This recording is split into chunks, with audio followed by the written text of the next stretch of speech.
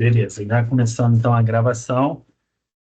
Boa noite mais uma vez, né? O pessoal daqui a pouco também está chegando aí, tem aluno que está chegando em casa, né, do trabalho. Alguns estão no trabalho, né, Guilherme? Então, isso aí faz parte. Pessoal, vocês já me conhecem, né? Eu sou o professor Tarcísio. A gente já está na terceira semana, né, da disciplina de teorias administrativas nas organizações.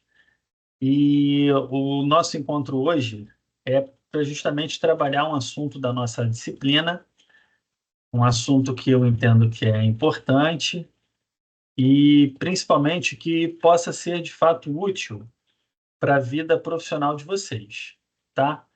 Eu vou projetar agora o slide. Vou pedir apenas que vocês mencionem aí se está aparecendo para vocês, tá? Tá aparecendo? Assim, Beleza. Agora me diz se está aparecendo aí o outro slide, se aparece que eu passei o slide.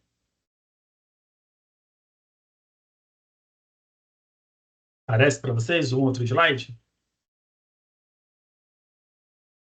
Oi? Aparece o outro slide? Ótimo, Sim, obrigado. sim, aparece. Beleza. Bom, hoje nós vamos falar sobre a teoria das relações humanas e a gestão humanizada nas empresas, tá? Esse é um assunto que eu entendo que é muito importante, porque é até uma necessidade, né? A gente falar de gestão humanizada, tendo em vista que muitas empresas acabam não seguindo por essa linha, né? E é importante também a gente entender brevemente a, as influências positivas que a teoria das relações humanas ela acabou trazendo para nós, né? Importante nesse início a gente fazer um breve histórico, né? Para falar da teoria das relações humanas, é importante a gente também destacar alguns pontos assim significativos, né? Primeiro, dizer que na história da administração existem, existiram muitas teorias e cada uma trazia um objetivo, dois, mas sempre trazia algo para tentar solucionar algum problema, melhorar alguma coisa, e era um pouco da visão do seu autor, na sua maioria engenheiros, administradores, economistas, enfim, muitos americanos e outra parte de muitos autores europeus, né? França, por exemplo, Inglaterra, mas enfim, cada um trazia a sua visão de que aquilo seria importante para a empresa funcionar melhor. Quando a gente começa a estudar a teoria das relações humanas, e vocês encontram esse assunto no capítulo 3, vocês vão perceber que com ela também não é diferente. A teoria das relações humanas, ela vem para tentar oferecer uma visão diferente das teorias anteriores. E é esse primeiro destaque que eu quero dar, porque no surgimento na década de 30, 1930, houve o surgimento dessa teoria, né, nesse período, como uma reação às limitações das teorias clássicas. Basicamente, as teorias clássicas ela vinha com a característica de olhar o homem como uma máquina, né? Você tem ali uma visão nem um pouco humanizada, né? Mas era uma visão que se tinha da época e que de repente fez algum sentido para aquela época, para as empresas, principalmente americanas, né? Naquele período. Então, a teoria das relações humanas, ela olhando as teorias anteriores, principalmente as clássicas, ela reage às limitações dessas teorias. Ó, essas teorias elas são um pouco limitadas, né? A gente aqui quer oferecer, a ideia é oferecer uma outra teoria que, de repente, seja mais útil do que essas aí. Então, basicamente, é essa a ideia. Ela surgiu também com um estudo pioneiro que é chamado da experiência de Hawthorne, né? A gente vai falar dessa experiência já já.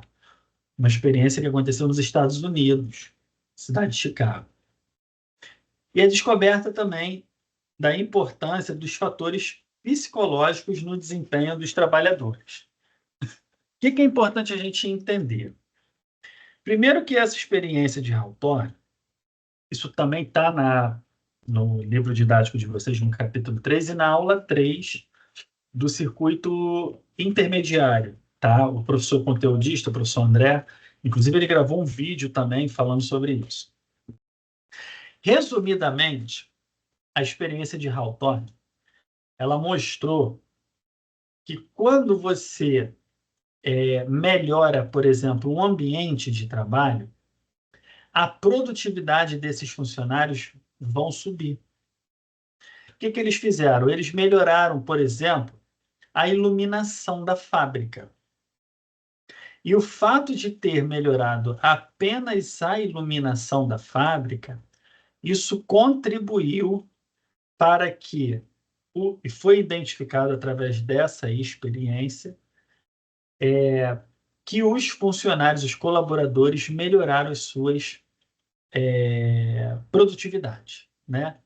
Que é o grande objetivo quando a gente fala, por exemplo, de gestão de pessoas, de liderança, né? Toda liderança, ela, do ponto de vista da administração, ela tem que extrair o máximo possível dos seus colaboradores. Isso aí é fato, né? Um funcionário, quando é contratado para trabalhar numa empresa, ele vai ganhar o seu salário, de repente vai ganhar benefícios, prêmios, de acordo com a proposta da empresa, mas, por lei, ela tem que pagar o salário. E ele está sendo contratado porque a empresa ela entende que ele vai ocupar uma função que é importante para a empresa. Se não fosse importante para a empresa, ele não ocuparia, né? Não seria nem contratado.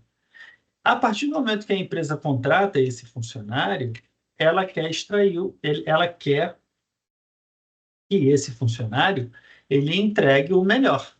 Mas a gente sabe que nem sempre isso acontece, né? Nem sempre o funcionário ele está entregando o melhor. Esses dias mesmo, a minha esposa ela trabalha numa empresa e ela ocupa um cargo de liderança.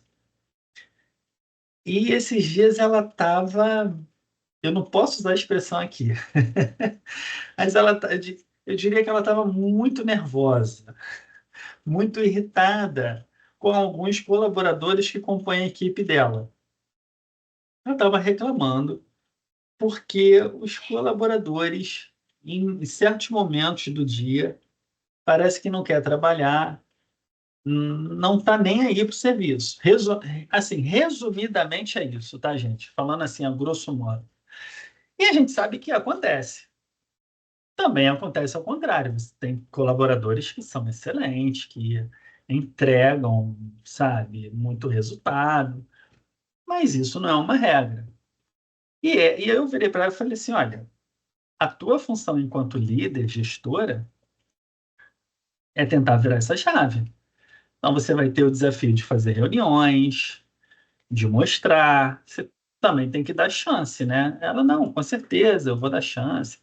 Aquela coisa de casal, né? Um às vezes compartilha com o outro, e aí acaba demonstrando a irritação em casa, mas que não pode demonstrar no trabalho, né? Eu falei, ó, vai com calma. E é aquilo, se não der jeito, o jeito é trocar, desligar e contratar uma outra pessoa. Mas tenta dar um jeito, porque eu parto desse princípio, né? Eu acho que o gestor ele tem que dar oportunidade, né? Às vezes a pessoa não. Porque eu já tive oportunidade, né? E eu já tive. Eu era muito ruim. Eu comecei no mercado com 17 anos. Daqui a pouco eu estou fazendo meus 40 anos. E quando eu olho para trás, eu falo: Meu Deus do céu, como eu era ruim. Mas me deram a oportunidade para melhorar. E eu melhorei, né? Eu sei que nem todo mundo melhora, mas tem gente que melhora. Então, assim, como você não sabe quem, então dê oportunidade, pelo menos uma vez, duas vezes, né? Então, a gente parte desse princípio. Então, A experiência de Hawthorne, ela mostrou que a produtividade melhorava. E isso para a administração é excelente, porque começou ali a entender, naquela época, que pensar no fator humano é importante para as empresas. Até então não se tinha esse pensamento. E era um pensamento também muito rejeitado por muitas empresas, muitos outros teóricos falavam: não, isso é um absurdo. É claro que hoje, quando a gente analisa, olha isso, a gente vê que não é um absurdo, porque a gente sabe, até porque tem muitos estudos que mostram que se você